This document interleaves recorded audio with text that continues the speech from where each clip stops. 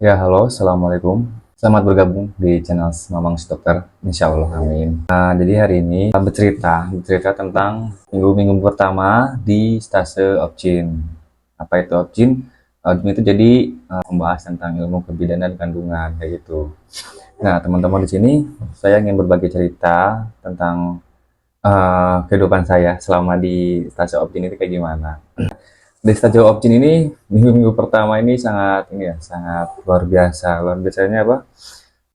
Banyak yang saya baru pertama kali lihat yang bikin bikin saya tuh jadi terkagum-kagum lah intinya. Nah, jadi di Opjin ini kita terbagi ada beberapa job atau tugas. Nah, jadi kita beranggotaan 10 orang ya teman-teman. Nah, 10 orang ini nanti dibagi-bagi tempatnya, ada yang di RB pagi, RB malam. Nah, RB ini adalah ruang bersalin. Ruang bersalin ini nanti diganti per shift itu 12 jam. Jadi masuk jam 7 pagi, nanti keluar jam 7 malam, nanti ganti shift selanjutnya. Nah, itu per RB ini dijaga oleh 2 orang. Nah, di RB ini ada jaga malam atau disebutnya jamal. Nah, kemudian kalau yang kedua itu ada ponek. Nah, yang ponek ini itu tempatnya tuh di IGD. Jadi kayak tempat IGD-nya Opjin lah kayak gitu. Juga nanti ada poli, tempat pelayanan umum di itu sampai jam 2. Kemudian ada OK atau operasi kayak gitu ya, teman-teman. Nah, hal yang menarik yang pertama kali saya masuk di Opjin adalah hari jaga pertama saya. Jadi hari Senin itu harusnya kan orientasi dulu. Nah, tapi kata dokter KSMF atau dokter penanggung jawab pasien, hari Senin sudah bisa mulai jaga. Nah, hari Senin malam kita mulai jaga, aku dan teman. Nah, baru jaga malam pertama kita sudah mendapatkan pasien yang melahirkan. Kalau sebutnya infartu, ibu partus normal. Nah, hal yang saya bikin menakjubkan adalah suatu proses melahirkan seorang anak dari ibu. Sungguh luar biasa teman-teman, karena pertaruhannya itu nyawa ibu ini lahir anak pertama, maka perlu dilakukannya ini episiotomi. Jadi karena bayinya kepalanya tidak keluar-keluar, presentasi kepala itu tidak keluar terus, sehingga diperlukannya bantuan episiotomi atau perobekan jalan lahir di daerah perineum itu sebesar nanti 45 derajat ke mediolateral kayak gitu ya teman-teman. Nah, itu dilakukan di episiotomi, dirobek, istilahnya itu ya, dirobek atau episiotomi. Nah, itu baru bayinya bisa keluar, teman-teman. Nah, hal yang saya kagetkan adalah melihat begitu banyaknya darah yang keluar. Darah yang keluar itu sungguh, mungkin kalau orang yang pertama kali lihat bakal pusing kayak gitu ya.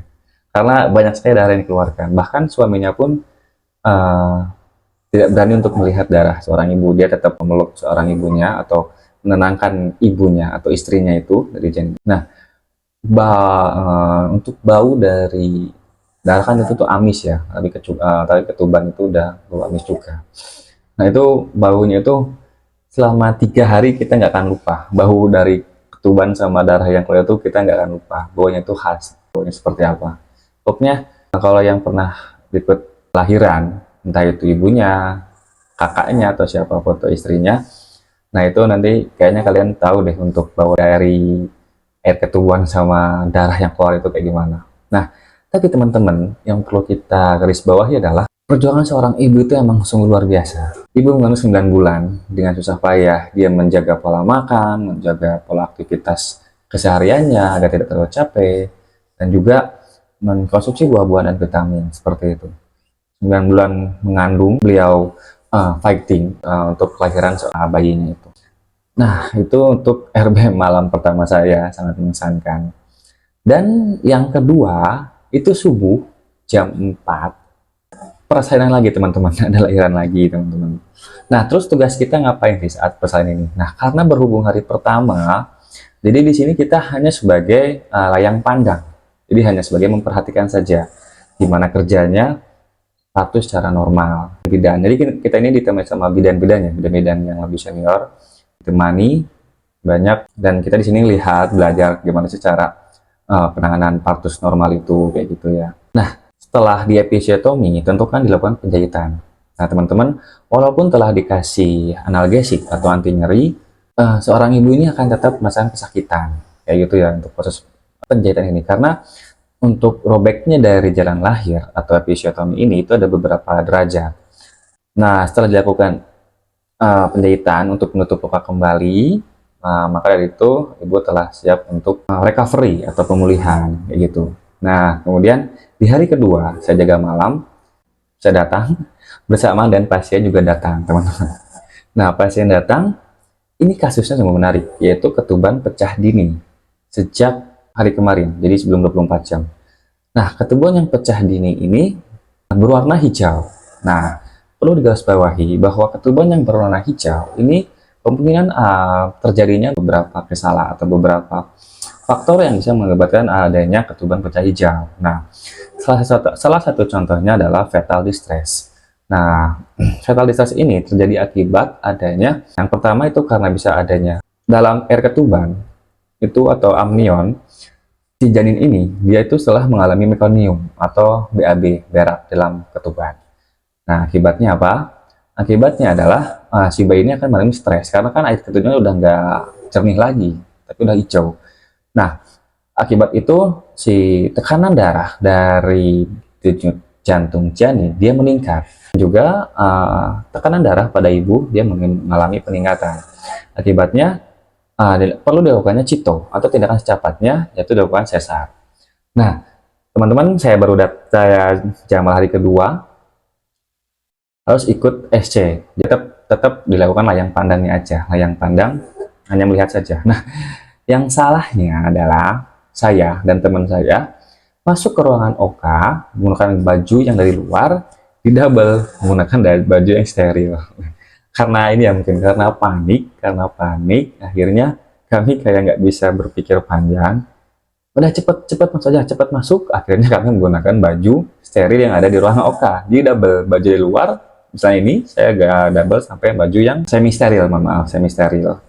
Akhirnya apa, di ruangan OK kami kena marah, kenapa kalian pakai baju double, kenapa kalian pakai baju yang di sini, harusnya kami ini mempersiapkan baju dua, yang satu untuk dari luar, yang satu untuk di dalam, jadi khusus kayak gitu. Jadi kami kena marah juga kayak gitu. Nah, tapi nggak apa-apa, karena juga hari kedua, tapi hari pertama untuk di ruangan OK atau ruangan operasi. Nah, kemudian pada saat proses sesar ini bayi keluar dan betul saja bayinya itu seperti berwarna hijau akibat karena ketubannya itu sudah berwarna hijau, maka saat bayi lahir dia tercampur oleh warna-warna ketuban hijau. Nah, setelah itu dilakukan suction atau mengeluarkan cairan yang ada dalam jalan nafas bayi itu menggunakan alat suction. Jadi dibersihkan dan alhamdulillahnya bayi lahir normal dan ibu juga alhamdulillahnya keadaan sudah optimal, sudah normal gitu. Nah, itu untuk RB malam. Nah, kemudian hal yang menarik di objek ini banyak teman-teman di minggu pertama ini yang membuat saya terkagum-kagum adalah hari pertama saya jaga OK. Hari pertama saya jaga OK di ruang operasi itu sekitar hari Kamis kalau nggak Jumat, minggu pertama. Nah, ada satu kasus yang menarik, yaitu adanya ibu yang mengalami eklamsi. Apa sih eklamsi? Eklamsi adalah terjadinya epilepsi pada saat setelah persalinan atau saat persalinan, itu jadi eklamsi. Nah, untuk yang ibu ini, dia mengalami eklamsi pada saat setelah melahirkan. Jadi, setelah kita mengeluarkan bayi, dokter melakukan bayi, mengeluarkan bayi, kemudian dijahit, ditutup. Nah, setelah mau penutupan akhir, si ibu ini mengalami drop teman-teman. Tekanan darahnya itu sampai ke 50/30 sistol dan diastolnya. Nah, ini dikatakan mengalami drop kayak gitu. Istilahnya itu melihat terus pemantauan pasien, perawatnya itu sampai semuanya banyak di sana, dokter spesialis ada, anestesi juga ada di sana, semua ngumpul untuk terus memantau keadaan dia tersebut. Kita dipantau terus, dilakukan tindakan-tindakan berbagai macam. Alhamdulillahnya adalah ibunya kembali siuman, bayi sadar, tekanan darahnya kembali normal, dan bayinya pun alhamdulillah normal. Dan setelah itu dilakukan ICU, dipindahkan ke ruang ICU untuk perawatan lebih intensif kayak gitu teman-teman. Nah, ibu ini dia mengalami keguguran sebanyak 3 kali teman-teman. Nah, ini merupakan kehamilan yang keempat. Yang beliau yang keguguran itu, yang 3 pertama itu, yang pertama karena beliau meminum air tape. Nah, Kan kalau kita tahu air tape ini lumayan ini ya, sangat asam gitu kan, sehingga bisa melemahkan rahim kayak gitu ya. Kemudian yang kedua adalah beliau kecapean, yang ketiga juga beliau kecapean karena perjalanan yang sangat jauh. Alhamdulillahnya yang keempat, beliau melahirkan seorang anak yang alhamdulillahnya juga normal. Kemudian ibunya walaupun sempat drop, tapi alhamdulillahnya beliau telah siuman kembali dan telah optimal kembali. Nah, kita doakan saja semoga beliau sehat-sehat saja, amin. Nah itu. Nah, setelah hari kedua di OK, kami para koas ini sudah bisa mulai untuk ikut dalam tindakan operasi atau mengasisteni dokter juga perawat bedah. Nah, tugas kami apa? Tugas kami di ruang operasi, ya kami hanya sebatas membantu ataupun kayak tetap belajar gitu ya di ruang operasi saat adanya sesar.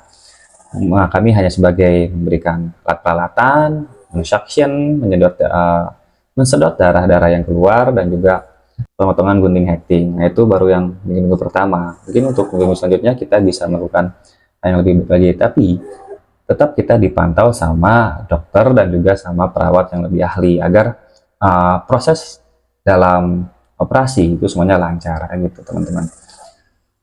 Nah, itu hal yang menarik dari di ruang OK.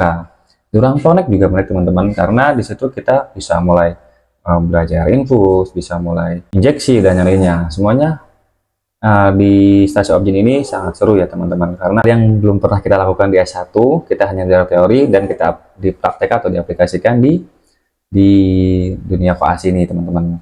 Nah, sebenarnya banyak hal yang menarik yang kita bahas. Mungkin saya nanti akan bercerita lagi lebih lanjutnya di next video kayak gitu teman-teman. Nah, bagi seorang ibu hamil, kita perlu waspadai, tetap menjaga pola makan yang sehat, tetap menjaga aktivitas yang jangan berlebihan, dan juga yang paling utama adalah seorang ibu yang sedang mengalami kehamilan ataupun setelah melahirkan itu jangan dalam keadaan stres, karena dapat mempengaruhi janin dan juga kalau setelah melahirkan dapat mempengaruhi produksi dari air susu ibu kayak gitu teman-teman. Nah, mungkin cukup sekian dari saya. Jika dirasa bermanfaat, silakan untuk terus ikuti channel saya. Terima kasih. Assalamualaikum warahmatullahi wabarakatuh.